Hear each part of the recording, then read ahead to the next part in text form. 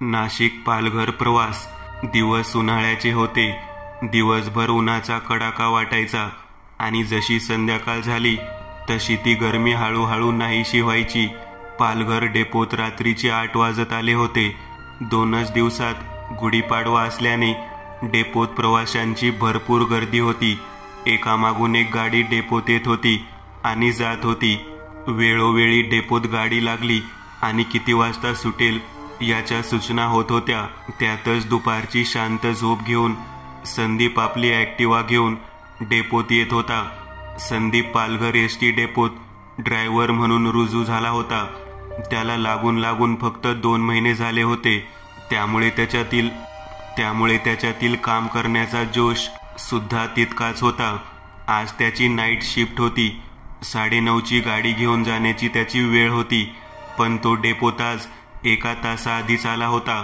तो डेपोत येताच त्याची गाडी त्याने पार्किंगमध्ये लावली आणि त्याचे हँडल लॉक करत चाबी काढत आपल्या खिशात ठेवली आणि तो गाणे गुणगुणत चौकशी कक्षाकडे आला। तिथे त्याच्याच ओळखीचे माणसे बसली होती। त्यांना नमस्कार करत संदीप म्हणाला, काय शंकर मामा, अहो जा की घरी।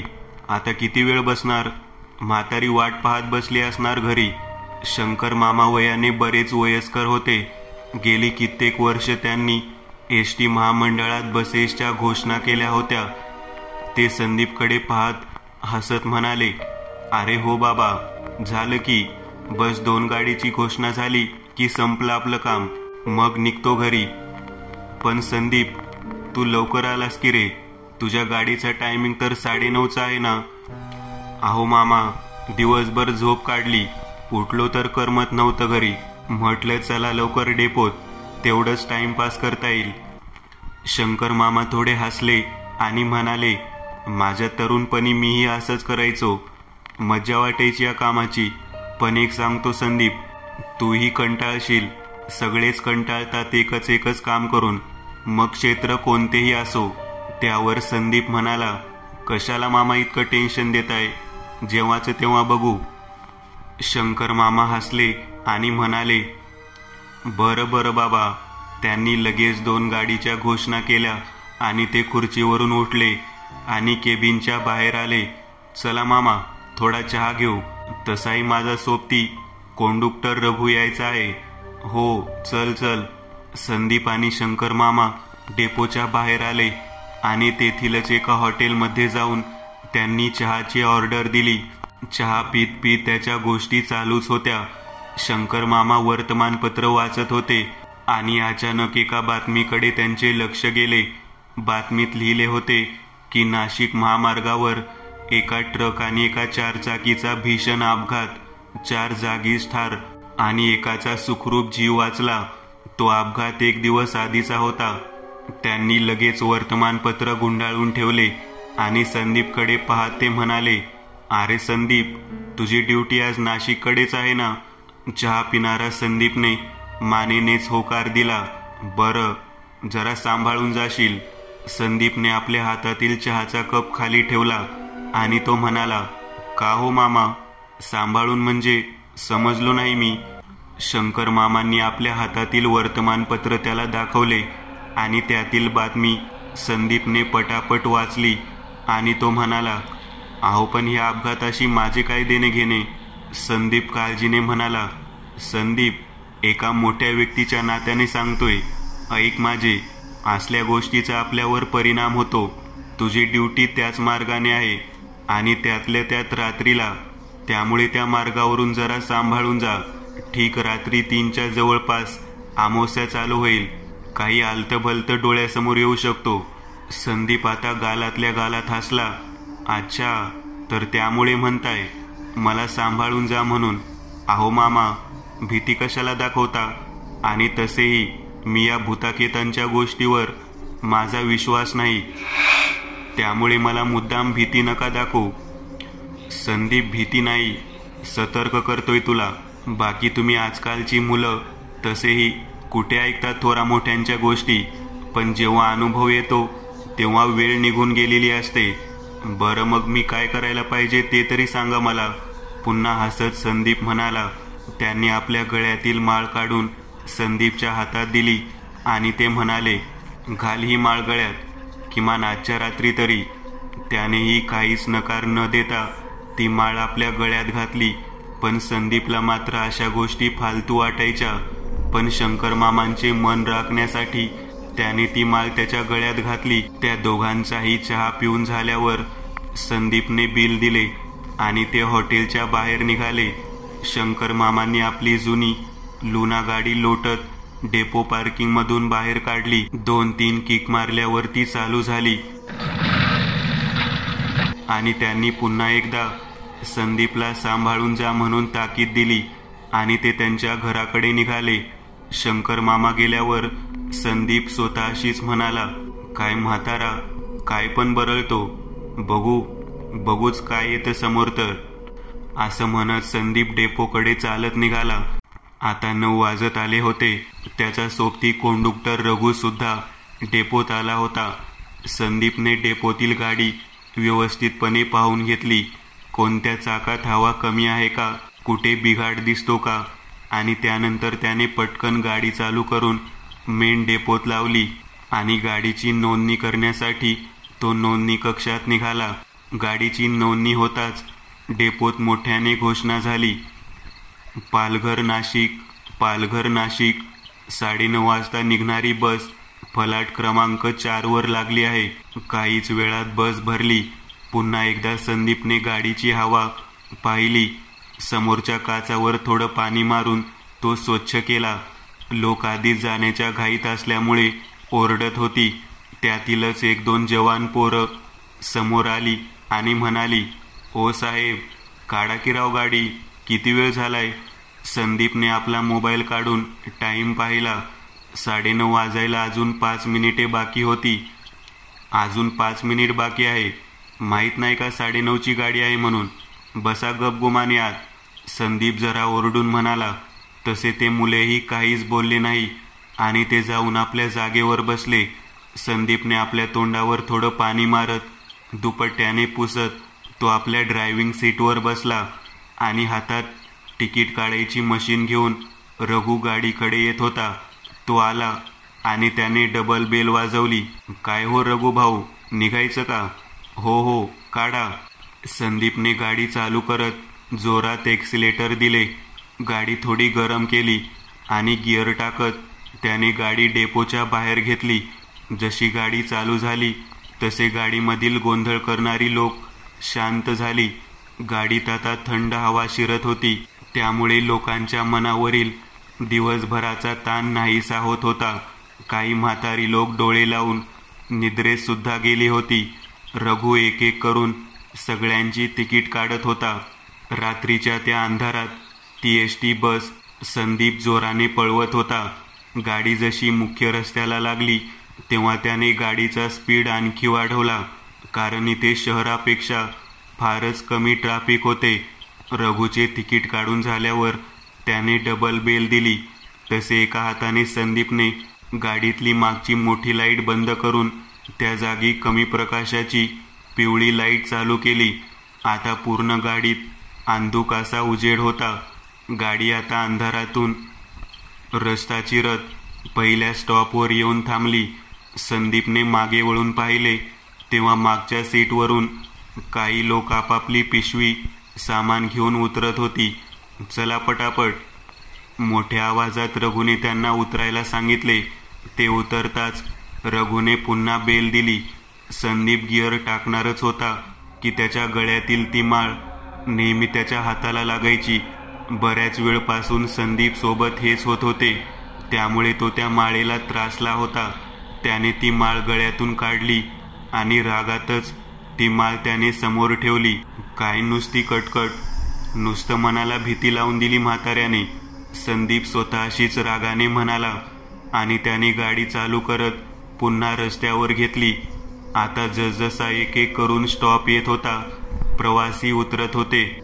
बऱ्याच तासाच्या प्रवासानंतर पुढचे स्टॉप रायतोळे गाव येणार होते आणि अचानक गाडी चालवत असताना संदीपला गाडीच्या इंजिनमधून कसला तरी जळल्यासारखा वास येऊ लागला. त्याला वाटले की गाडी इतक्या वेळेपासून धावत आहे म्हणून येत असेल, पण नंतर गाडीच्या समोरून थोडाफार धूर सुद्धा येऊ लागला. त्यामुळे संदीप जरा घाबरला. अरे देवा, आता मध्येच बंद पडू नको म्हणजे झालं. त्याने गाडीचा स्पीड कमी केला. आता गाडी हळूहळू रस्ता कापत होती. समोर रायतोले गावही दिसत होते. त्याने गाडी कशीबशी तेथे आणून थांबवली.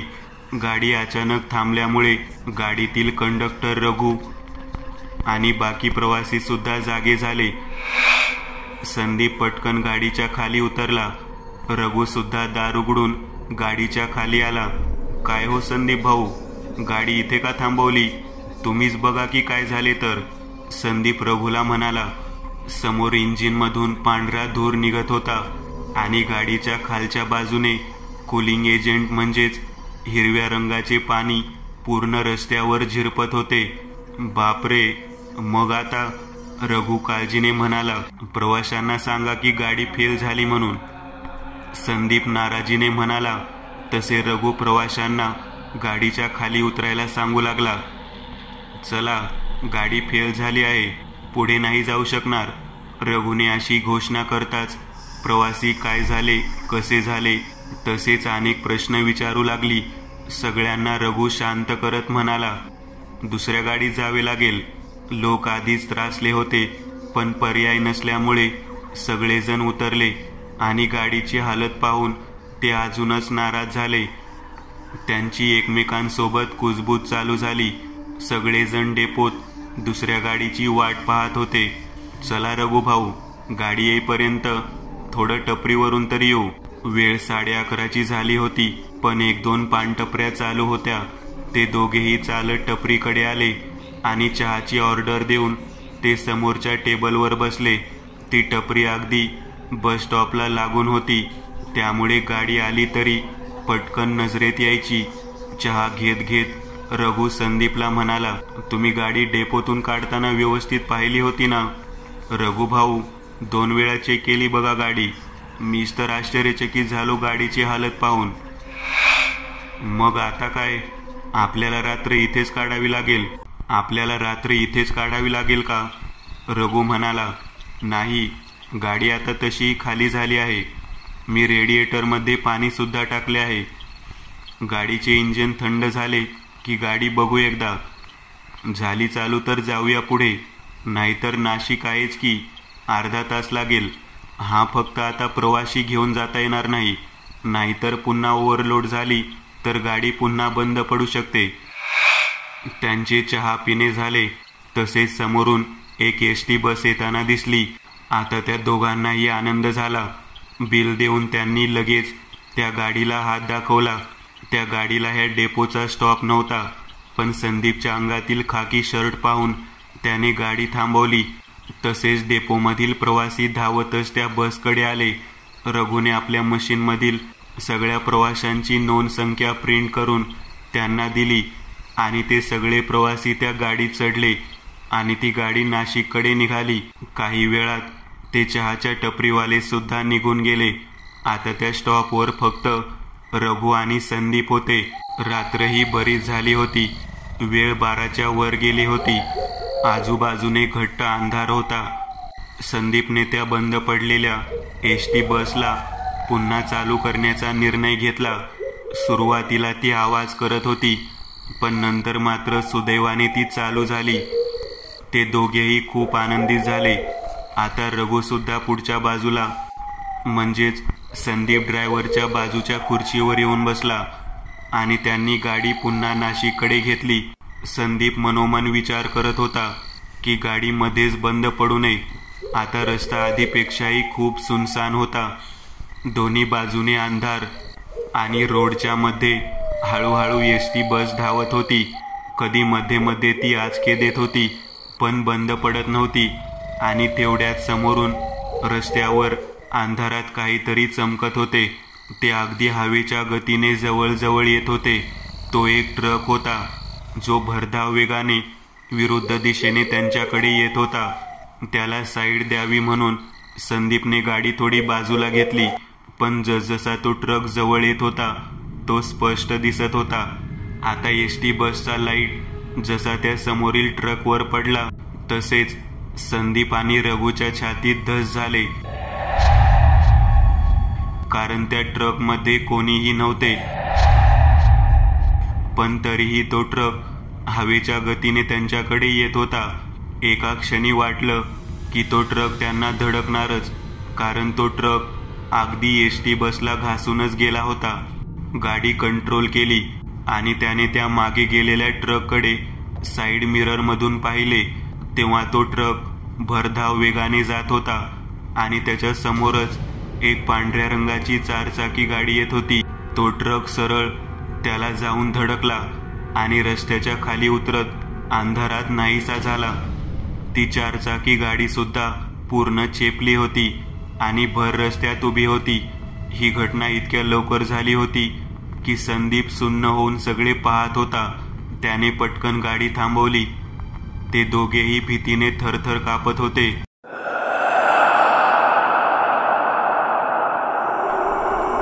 संदीप, अरे हे काय होते? विना ड्रायव्हरचा ट्रक इतक्या वेगात कसा चालू शकतो? तू पाहिलेस ना, त्या ट्रकमध्ये कोणीही नव्हते. आपल्या माथ्यावरला घाम पुसत संदीपने परत एकदा मागे त्या अंधारात पाहिले, तेव्हा त्या चेपलेल्या पांढऱ्या गाडीची लाल लाईट चमचम करत होती. हो रे, पण मागच्या त्या पांढऱ्या कारमध्ये कोणीतरी असेल की, त्यांना मदतीची गरज असेल. माहित नाही जिवंत तरी असणार की नाही. अरे वेड्यासारखा का बोलतोय? तुला त्यांची मदत करायची आहे. अरे ही बाब काही साधी नाही. ही रात्र आहे, दिवस नाही. 12च्या वर वेळ झाली आहे. यावेळी बाहेर माहित आहे ना काय काय फिरत असतं ते. मी नाही करणार बाबा कोणाची मदत. तू मुद्दा मला घाबरवू नको रे यार. त्या ट्रकमध्ये कोणी असेल. होऊ शकतं आपल्याला भास सुद्धा झाला असेल. पाहिलंस ना किती स्पीडने गेला तो ट्रक. डोळे फुटलेत की काय तुझे? माझ्यावर पूर्ण विश्वास आहे. त्या ट्रकमध्ये कोणीच नव्हते. संदीप विचार करीत होता, पण खरे तर त्याची सुद्धा थोडीफार तंतरली होतीच. ठीक आहे, जे झाले ते झाले. आपण सुखरूप आहोत. नाही जाऊ आपण त्यांच्याकडे. मला नाही वाटत त्या 4 चाकीमधील कोणी वाचले असेल म्हणून. संदीपने पुन्हा गाडी चालू करण्यासाठी चाबी फिरवली, पण गाडी चालू होतच नव्हती. कचकच करत होती आणि पुन्हा बंद पडत होती. आता मात्र दोघेही घाबरले होते. अरे देवा, काय हे संकट. गाडी सुद्धा चालू होत नाही आहे. रघुची तर भीतीने दात खिळीस बसली होती. त्यात अशा अंधारात ते उभे होते आणि काहीच दूर ती अपघात झालेली गाडी चालू करत असताना संदीपचे लक्ष गाडीच्या मिररमध्ये गेले. तेव्हा त्याला त्या अपघात झालेल्या गाडीपाशी कोणीतरी हातवारे करत असताना दिसले. त्याने तोंड बाहेर काढून मागच्या दिशेने पाहिले, तेव्हा खरंच तिथे उभे राहून कोणीतरी हात दाखवत होते. त्या अवतारावरून ती एक बाई वाटत होती, पण अंधारात स्पष्ट दिसत नव्हतं. फक्त त्या टिमटिम करणाऱ्या लाईटामध्ये तिच्या शरीराची आकृती दिसत होती. भोळ्या मनाचा संदीप आतून खूपच दयाळू होता. आपल्या डोळ्यासमोर कोणाचा मृत्यू होतोय हे त्याला सहन होत नव्हतं, पण गाडीतून खाली उतरण्याची त्याची हिंमत होत नव्हती. आणि तेव्हा त्याला समोर ती माळ दिसली, जी त्याने काही वेळापूर्वी काढून टाकली होती. आता त्याने ती गळ्यात घातली आणि तो रघुला म्हणाला, रघु, काळजी करू नकोस. आपण माणसे आहोत रे. जर त्यांना खरंच मदत हवी असेल तर हीच का आपली माणुसकी. आणि टेन्शन घेऊ नकोस. माझ्या गळ्यात ही देवाची माळ आहे. मला काही होणार नाही. तू एक काम कर, तू इथेच थांब. मी बघून येतो. मग तर झाले. पण तरीही रघु त्याला नको नको म्हणत होता. पण तरीही संदीप गाडीच्या खाली उतरला आणि त्या अपघात झालेल्या गाडीच्या दिशेने जाऊ लागला. रघु आता त्या ड्रायव्हिंग सीटवर बसला आणि तोंड काढून संदीपच्या पाठमोऱ्या आकृतीकडे पाहू लागला. संदीप आता त्या अपघात क्षेत्राजवळ येऊ लागला होता. ती बाई तिथेच उभी होती. गाडीच्या आजूबाजूने रक्ताचा सडा दिसत होता आणि अंधारात तो पलटी झालेला ट्रक सुद्धा दिसत होता. आता ती बाई फक्त अर्ध्या फुटाच्या अंतरावर उभी होती, पण आता ती हातवारे करत नव्हती. फक्त स्तब्ध उभी राहून संदीपकडे पाहत होती. आणि ह्याच क्षणी संदीपला काहीतरी भयानक जाणवलं. ती बाई अंधारात होती, त्यामुळे तिचा चेहरा काहीच दिसत नव्हता. त्याने आपल्या खिशातील मोबाईल काढून तिच्या चेहऱ्याकडे मारला आणि त्याचा श्वास भरून गेला, कारण त्या बाईचे मुंडके नव्हते, फक्त धड दिसत होते. मानेतून रक्ताच्या धारा वाहत होत्या आणि आता त्याला त्या बिना मुंडक्याच्या त्या बाईच्या शरीरातून रडण्याचा आवाज येत होता. त्याने स्वतःला सावरून मागे घेतले आणि जितक्या वेगाने होईल तितक्या वेगात तो परत एसटी बसकडे धावत निघाला. पण त्याचे पाय भीतीने इतके थरथरत होते की एक वेळ तो भर रस्त्यात पडला. पुन्हा उठला आणि वाचवा वाचवा म्हणून जोरात ओरडत होता. रघुला संकटाची कल्पना होती, पण तो गाडीतून उतरू शकत नव्हता. जर तो गाडीतून उतरला असता तर त्याचे काही खरे नव्हते, पण त्याला हेही माहीत होते की संदीपच्या गळ्यात माळ आहे, त्यामुळे त्याला काहीही होऊ शकणार नाही. आणि झालेही तसेच. तो हेलकावे खात गाडीजवळ आला. कसा तरी गाडीत चढला.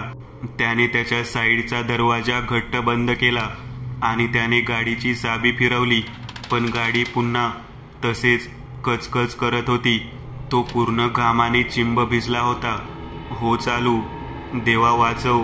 घाबरत मनात जे देव येईल त्याचा तो धावा करत होता आणि तेवढ्यात त्याच्या बाजूच्या खिडकीवर थाप पडली. वाचवा हो आम्हाला, मरतोय आम्ही. तो आवाज त्याच स्त्रीचा होता आणि तिचा तो रक्ताळलेला हात खिडकीपर्यंत पोहोचलाच कसा, कारण गाडीची उंची आणि तिची उंची यात बराच फरक होता. आणि जेव्हा त्याने पाहिलं तेव्हा संदीपचे पूर्ण अंग भीतीने कापून उठले. त्या बाईचं शरीर जवळपास 7 फूट उंचीचे वाटत होते. त्याला वाटले की हाच आपला शेवटचा क्षण आणि त्याने एक लास्ट प्रयत्न म्हणून चाबी फिरवली आणि एका झटक्यात गाडी चालू झाली आणि जितक्या वेगात नेता येईल तितक्या वेगात त्याने एसटी बस पळवली.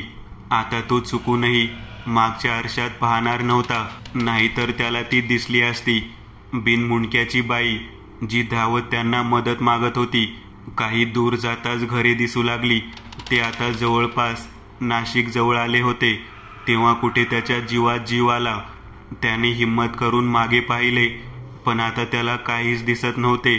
आणि गाडी चालवत असताना त्याला शंकर मामाची आठवण झाली, ज्यांनी त्याला वर्तमानपत्रातील ती बातमी ऐकवली होती, ज्यामध्ये 1 दिवसाआधी एका ट्रकचा आणि एका 4 चाकीचा भीषण अपघात झाला होता. आणि त्याचा सामना नेमका कोणाशी झाला होता हे त्याला आता समजले होते. ते त्यांची प्रेत होती, भूतप्रेत. जर ती माळ त्याच्या गळ्यात नसती तर काय झाले असते याची कल्पनाच तो करत नव्हता. अहमदनगरमधील दुसरा अनुभव. जवळपास रात्रीचे 10 वाजले होते. नगर डेपोत आज जरा गर्दी कमी होती. सुधीर ड्रायव्हरने आपली एसटी बस गाडी डेपोत लावली. दिवसभर त्याने लांबच्या फेऱ्या केल्या होत्या. नगर ते संभाजीनगर, नगर ते बीड, पुणे अशा बऱ्याच लांबच्या फेऱ्या झाल्या होत्या. उन्हाळ्याचे दिवस असल्याने रात्रीची हवा अजूनच गरमच वाटत होती. त्याने गाडीचे दार बंद केले. गळ्यातील दुपट्ट्याने आलेला घाम पुसला. चला आज तरी लवकर घरी जायला मिळेल, तो स्वतःशीच म्हणाला. आणि समोरच्या पानपोईवर जात 2-3 ग्लास थंड पाण्याचे तो प्यायला. आता कुठं त्याला तरतरी वाटत होती. ड्युटी संपली म्हणून तो आनंदात होता. सुधीरचे लग्न होऊन 3-4 वर्ष झाली होती. 2 वर्षाची गोंडस मुलगी त्याला होती. तिच्यासाठीच काहीतरी खायला घ्यायचे म्हणून तो डेपोच्या बाहेर दुकानाकडे गेला. सुदैवाने काही दुकान चालू होती. त्याने तिथे जाऊन 1 किलो चिवडा घेतला, जिलेबी घेतली आणि पैसे देऊन परत डेपोत आला. पार्किंगमध्ये लावलेली त्याची बजाज डिस्कवर धूळ साफ करून बाहेर काढली. त्याला चाबी लावली. किक मारणार तेवढ्यात डेपोत अनाउन्समेंट झाली, सुधीर कडू लवकरात लवकर नोंदणी कक्षात या. या अचानक आलेल्या आदेशाने सुधीरला जरा रागच आला. 2-3 शिव्या त्याने स्वतःशीच दिल्या.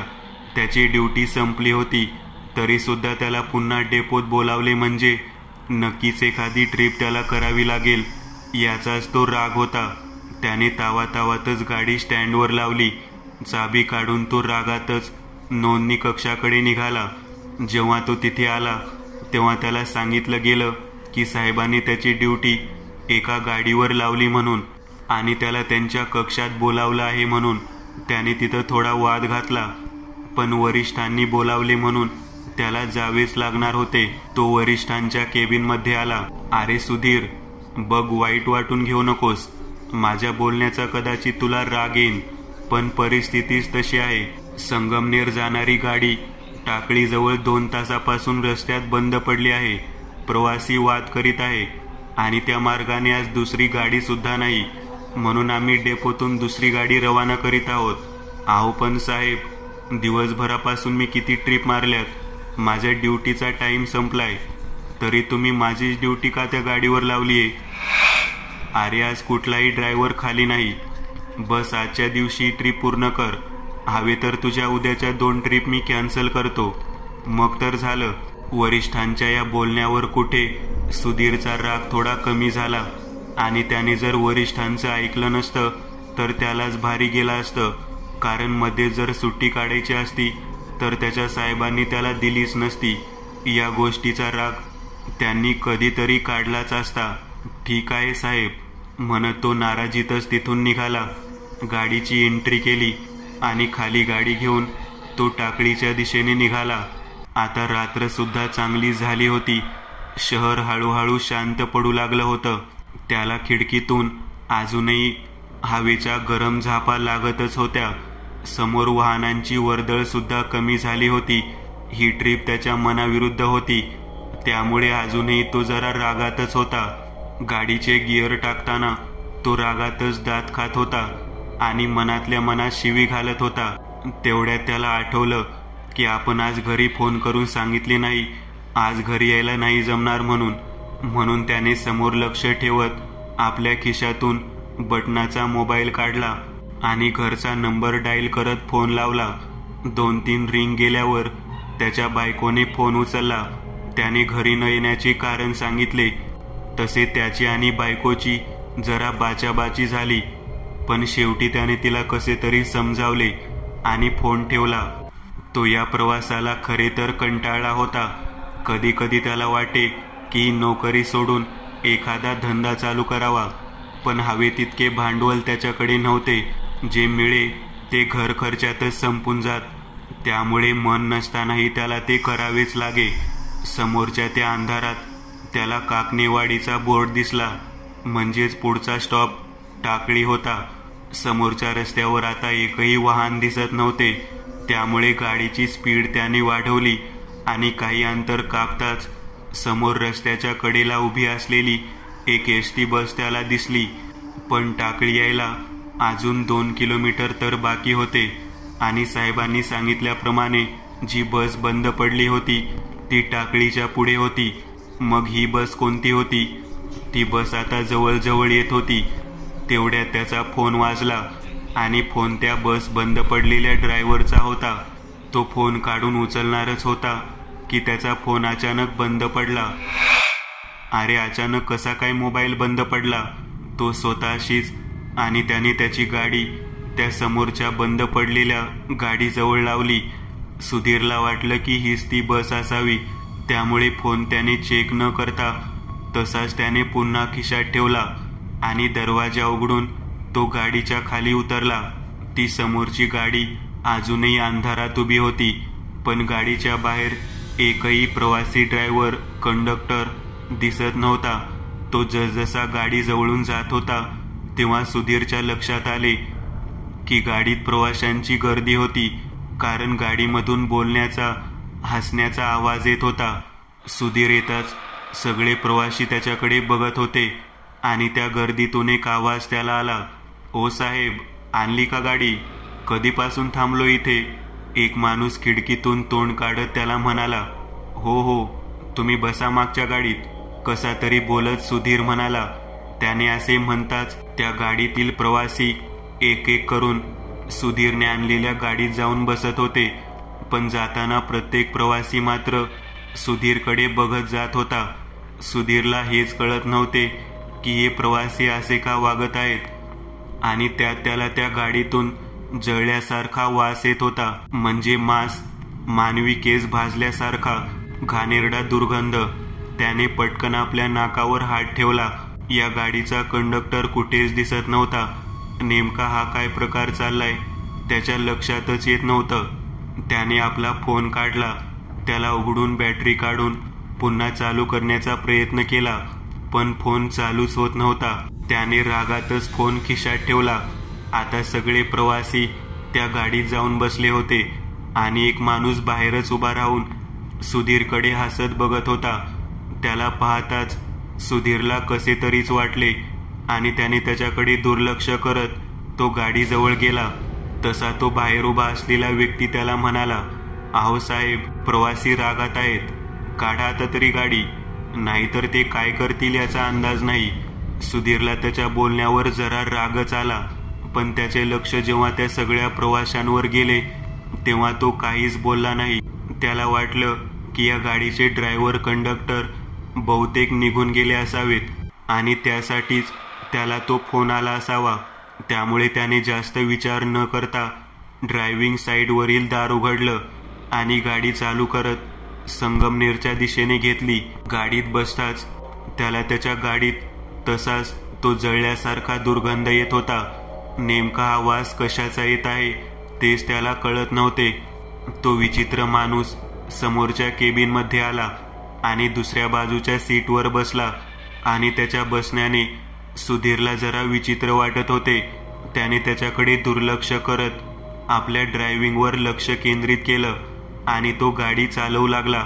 तो माणूस एकसारखा सुधीरकडे पाहत होता, त्यामुळे सुधीर जरा गोंधळात होता आणि त्याने न राहून त्या विचित्र माणसाला जरा खडसावले. "अहो दादा, तुम्हाला माझ्याशी काय प्रॉब्लेम आहे का? कधीपासून पाहतोय, नुसते माझ्या तोंडाकडे विचित्र नजरेने पाहताय." सुधीरने असे म्हणताच तो व्यक्ती हसला आणि म्हणाला, "अहो साहेब, सगळेच बघत आहेत की तुमच्याकडे, बघा." त्याने मागे इशारा केला. तसे सुधीरने सुद्धा मागे वळून पाहिले आणि पाहतो तर काय, एसटी बसमधील सगळे प्रवासी त्याच्याकडेच बघत होते. सुधीरचा एकदम जीव उडाला, कारण ते सगळे प्रवासी इतके विचित्र बघत होते की कुणालाही भीतीच वाटली असती. त्याचा घाबरलेला चेहरा पाहून, "घाबरू नका ड्रायव्हर, कोणी काही करणार नाही तुम्हाला." "म्हणजे काय म्हणायचं आहे तुम्हाला? तुम्ही आम्हाला ओळखलं नाही तर अजून?" "अहो, यात कसली ओळख?" तसा तो माणूस पुन्हा विचित्र हसला आणि म्हणाला, "आम्ही प्रेतात्मे आहोत." तो व्यक्ती बोलला आणि त्याच्या या बोलण्यावर मात्र सुधीर जोरजोराने हसला. "अहो भाऊ, काय मस्करी करता राव? आतापर्यंत मला तुमची भीती वाटत होती, पण आता तुम्ही म्हणता की प्रेतात्मे आहोत, हे जरा अति होते आता." सुधीर पुन्हा हसला. त्याच्या बोलण्यावर तो बाजूचा व्यक्ती हसला आणि काहीच न बोलता समोरच्या दिशेने पाहू लागला. काही वेळ त्या दोघांमध्ये काहीच बोलणं झालं नाही. शेवटी न राहून सुधीर म्हणाला, "तुम्ही जात कुठे आहे भाऊ?" "मी कळेलच की भाऊ तुम्हाला, सांगतोच आल्यावर. मला वाटलं प्रेतात्मे आहात तर स्मशानात जात आहात की काय." पुन्हा सुधीर हसला. आता त्याच्या या बोलण्यावर मात्र पूर्ण एसटी बसमध्ये शांतता पसरली. जणू कोणी बसमध्ये बसलेच नव्हते. ती शांतता इतकी जीवघेणी वाटत होती. सुधीर थोड्या वेळासाठी घाबरला. "तुमचा असल्या गोष्टीवर विश्वास नाही का? भूतप्रेतांवर?" तो बाजूचा व्यक्ती म्हणाला, "नाही बा, आपला तर नाही." "अहो, ज्या गोष्टी नाहीच त्यावर कशाला विश्वास करायचा? होईल होईल, दिसेल तेव्हा." "कुठे हो, काही नसतं असं काही." आता सुधीरला खडकवाडीचा बोर्ड दिसू लागला. सुधीरने पटापट गिअर काढत गाडीचा स्पीड कमी केला. सुधीरला जोराची लागली होती म्हणून त्याने पटकन गाडी साईडला लावली. "मी येतोय 2 मिनिटात," असे म्हणत सुधीर गाडीच्या खाली उतरला.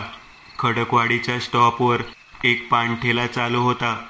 त्याला पाहता सुधीर म्हणाला, "अरे वा, बरं झाले, पानाची तलब झालीच आहे तर खाऊनच जाऊ." तो तिथे गेला आणि त्याला पानाची ऑर्डर देत तो मागच्या बाजूने जात शेताकडे आपला कार्यक्रम उरकला आणि परत येऊन समोरच्या नळावर हात धुत 2-3 घोट घशाखाली उतरवले आणि तो परत पानथळ्याजवळ आला. तिथे त्या टपरीवाल्याजवळ मोबाईलचं चार्जर दिसत होतं. भाऊ, चार्जिंग नाही हो याच्यात, पान बनेपर्यंत लावता का माझा मोबाईल चार्जिंगला? त्या टपरीवाल्याने मोबाईल चार्जिंगला लावला आणि तो पान बनवू लागला.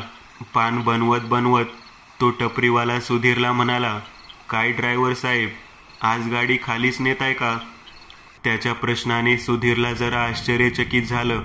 अरे मी खाली गाडी कशाला नेणार, मला का वेडेपणा लागलाय का? आहो साहेब, पण गाडी खालीच आहे की तुमची, काय बोलताय तुम्ही? सुधीरने त्याच्या गाडीकडे पाहिले तेव्हा गाडी प्रवाशांनी खच्च भरून होती आणि समोरच्या केबिनमध्ये बसलेला माणूस तेथून सुधीरकडेच पाहत होता. अरे हा काय वेडाबिडा आहे की काय? जाऊ दे, आधीच उशीर झालाय, दे मला पान आणि देतो मोबाईल, सुधीर म्हणाला. तसे त्या पानटपरीवाल्याने पान सुधीरच्या हातात दिले. सुधीरने ते तोंडात कोंबले. त्याने त्या टपरीवाल्याचे पैसे देत आपला मोबाईल हातात घेत तो बसकडे निघाला. सुधीर जाताच मागून तो टपरीवाला स्वतःशीच म्हणाला, अजब माणूस आहे, पूर्ण गाडी खाली आहे आणि म्हणतो की गाडी प्रवाशांनी भरून आहे. असे म्हणत तो टपरीवाला परत त्याच्या कामात गुंतला. सुधीरने गाडीत येताच त्याचा मोबाईल चालू करायचा प्रयत्न केला आणि तो चालू सुद्धा झाला. तसा त्याचा आनंद पुन्हा द्विगुणित झाला. त्याला बरीच मिस कॉल दिसली. तो ते पाहणारच होता की बाकीची लोक जोराने ओरडली, गाडी चालू करा म्हणून. तसा सुधीरने मोबाईल खिशात ठेवला आणि गाडी चालू करून पुन्हा रस्त्यावर घेतली. आता रस्ता आधीपेक्षा जरा जास्तच सुनसान वाटत होता. एसटी बस खडकवाडीच्या बरीच पुढे आली होती आणि तो बाजूला बसलेला व्यक्ती म्हणाला, ड्रायव्हर थांबवा इथे गाडी, इथेच उतरायचे आहे आम्हाला. त्याने तसे म्हणताच सुधीरने गाडी थांबवली. सुधीरने खिडकीतून चारही बाजूने पाहिले. सगळीकडे अंधार होता. इथे अंधारात उतरणार तुम्ही? हो इथेच.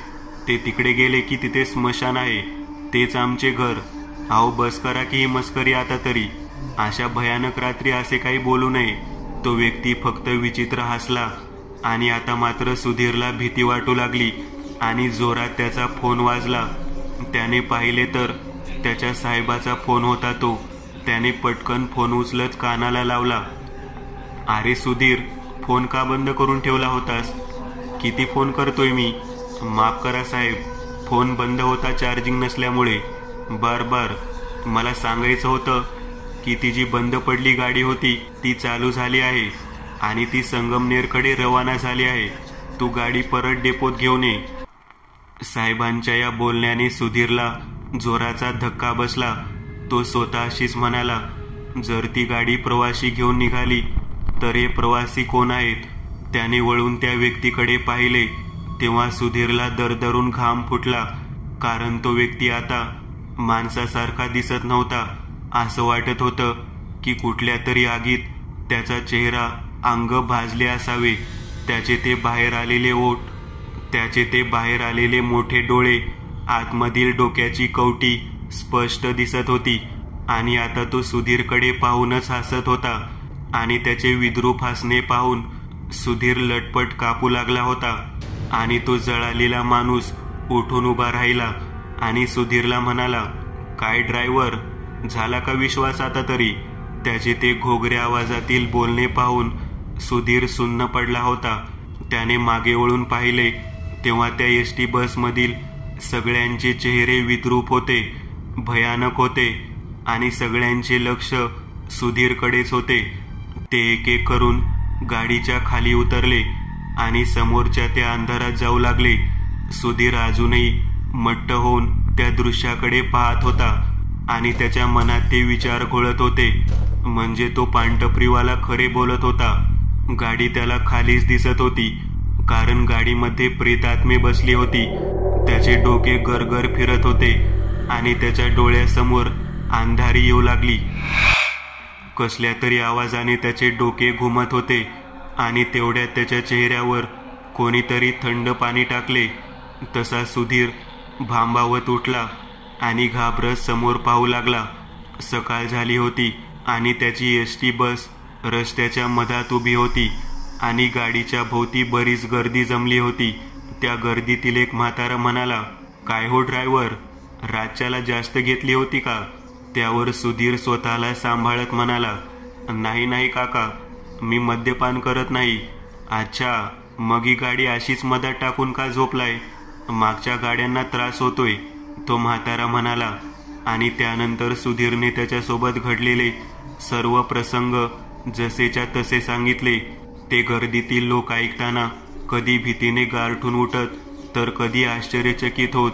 सुधीरचे बोलणे पूर्ण झाल्यावर तो म्हातारा त्याला म्हणाला, ड्रायव्हर, बरीच वर्ष झालीत. त्या टकळीपुढे एक मोठा बसचा अपघात झाला होता. त्यातच ती बस जळून खाक झाली आणि त्यात प्रवासी सुद्धा. तुम्हाला दिसलं ते फारच भयानक होतं. घाबरू नका, देवाची कृपा म्हणून तुम्ही वाचलेत.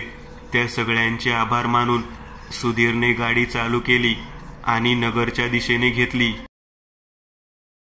मित्रांनो, आज पुरतं एवढंच.